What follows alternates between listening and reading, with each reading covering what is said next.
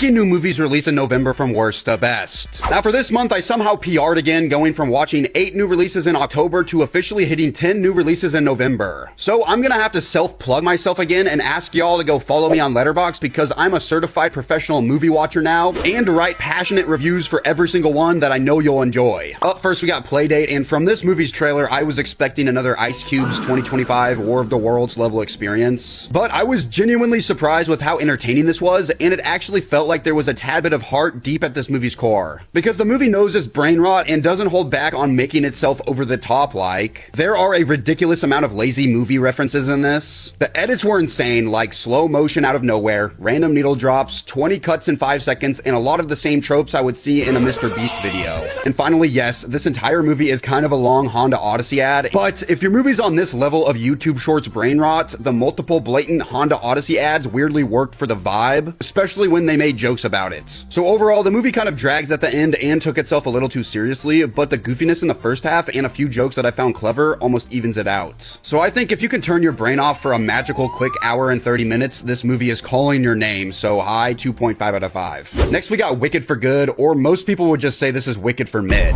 because the biggest standout for this movie is easily its pacing. You'll notice how it moves at 1 billion miles per hour, almost like they're trying to speedrun the entire storyline. But then again, I enjoyed how desperately this movie wanted to set everything up for the original Wizard of Oz as quickly as possible. It felt like piecing together a massive puzzle, even though a lot of those puzzle pieces felt like they were just thrown all together because they needed to be. Next, obviously this is a musical, but the songs were definitely not as memorable as the first. And other than the song Wonderful, not many other songs stuck with me enough for me to even identify their names. Next, obviously one of the biggest complaints from the first movie for most people was that the lighting was terrible or wasn't colorful enough. And while this one still dips into that problem a few times, it actually felt more like a real movie. And I think that's because everything stays permanently evening, which honestly adds more to the mature tone the sequel is going for. So overall, I think most people online are over hating this movie, and I personally put it over the first by a hair, because I'd way rather have a movie with fast, slightly messy pacing than sit through 2 hours of slow filler plus an extra 45 minutes of sequel setup. For me, Wicked for Pretty Good is a 3 out of 5. Next we got Predator Badlands, and from what I was hearing online, I'm literally the only person who thought this was just alright, so here are the positives.